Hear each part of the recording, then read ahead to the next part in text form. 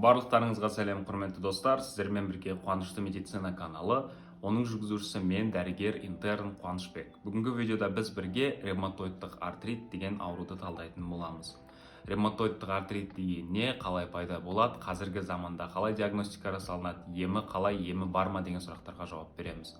Егер сіздің буыныңыз ауыратын болса, тізе буыны, саусақтардың буыны, білезік буыны, иық буыны немесе тізе буындарыңыз ауыратын болса, ол ауру сезімін ештеңемен байланыстыра алмайтын болсаңыздар, яғни құлап қалмадыңыздар, ұрып алмадыңыздар, бірақ осы буындарыңыз ауыра береді. Дене температураңыз анда-санда көтеріледі. Осы аутоиммундық ауруға күдік болуы мүмкін.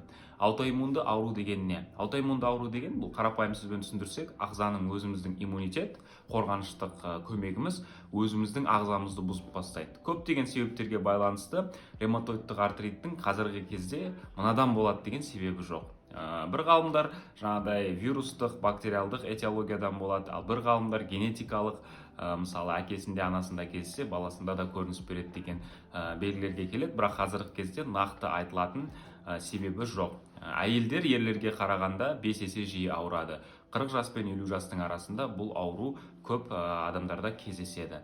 Енді сіздер таңертең тұрған кезде аяқтарыңыз ауырып тұрады, және де денеңізде құрысу сезімі бар. Құрысып, былай тырысып, денеңізді қимылдатқан кезде ыңғайсыздық сізге туындатса, ал бір ауруларда бар, мысалы остеоартроз деген ауруда таңертең тұрғанда кішкене разминка жасап жүргенде құрысулар кетіп қалады. Ондай болса, бұл остеоартроз ауруына тән болуы мүмкін. Ал ревматоидтық артритте құрысу сезімі 20 минуттан көп болады, және де түсте де, кеште де көрініс бере береді. Ал тізенің ауру сезімі, қолыңыз ауруы, бұл әртүрлі іс-қимылмен байланыспайды. Егер сіз бір күн жүріп келіп түнде тізеңіз ауырса, ол жаңағыдай тізеңізге шамадан көп жүк түсіріп жібергеннен де болуы мүмкін. Ал егер сіз мысалы таңертең тұрдыңыз, тізеңіз ауырды, бір күн бойы ауырып жүрсе, бұл біздің ревматоидтық артрит бар ма, жоқ па деген сұраққа күдіктенуіміз мүмкін. Бұл ауру, достар, егер сіздер диагностика жасамасаңыздар, халық емімен қолданатын болсаңыздар, дамиды да жүйелік әсерін беріп кетеді. Жаңағыдай өкпенің сыртындағы плевра қабатына, жүректің сыртындағы перикард қабатына, қан жасау жүйесіне әсер етеді. Кейін бұл ауруды созып жүргендеріңіз өздеріңізге қиын бола береді. Қазіргі кезде егер науқаста осындай буындық синдром болса, буыным ауырып тұр, және де таңертең құрсам десе, дәрігер қарап тексереді. Бірінші буынды, қолыңыздың қысуын, жаңағы буыныңызға рентген түсіреді.